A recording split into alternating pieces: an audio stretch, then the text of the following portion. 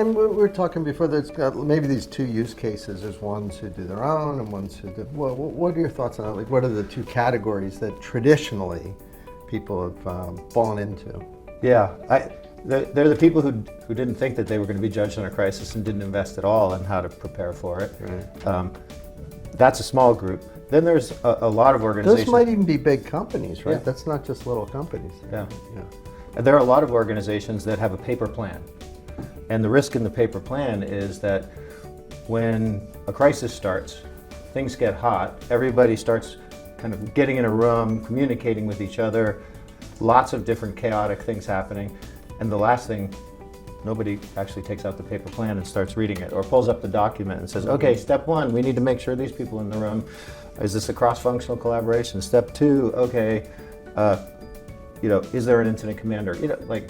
There's no consistency, because on Monday you have an incident and the full team's there. Then on Friday afternoon you have an incident and there's a bunch of different people working.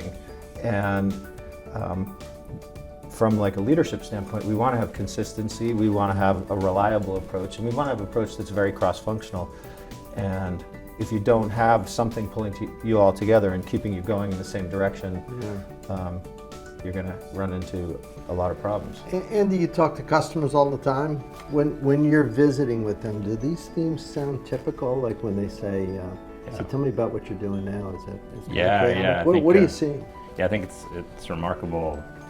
In our industry, it's been held out as best practice to have an incident response plan, just to have this paper plan that's been created. And certainly it's a starting point, better than nothing. But to Joe's point, I've not only my own experience with working with clients, but I've probably talked to 100 different law firms, 100 different IR forensic firms. No one opens up those plans when an incident's happening. Everybody defaults to what they know in their head and just executing what they can think of. And that can kind of take people down all kinds of different rabbit holes of response activities. And so what's unfortunate is that now we've got so much more regulatory pressure. There's actually a looking back from groups like the SEC and their recent settlement with Intercontinental Exchange. They said, okay, what was your plan?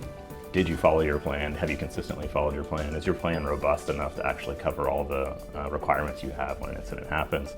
So I think that's kind of a really shift in the way you think about these issues, because you can't really get by on just ad hoc, fly by the seat of your pants, but that's what everybody's gotten used to doing.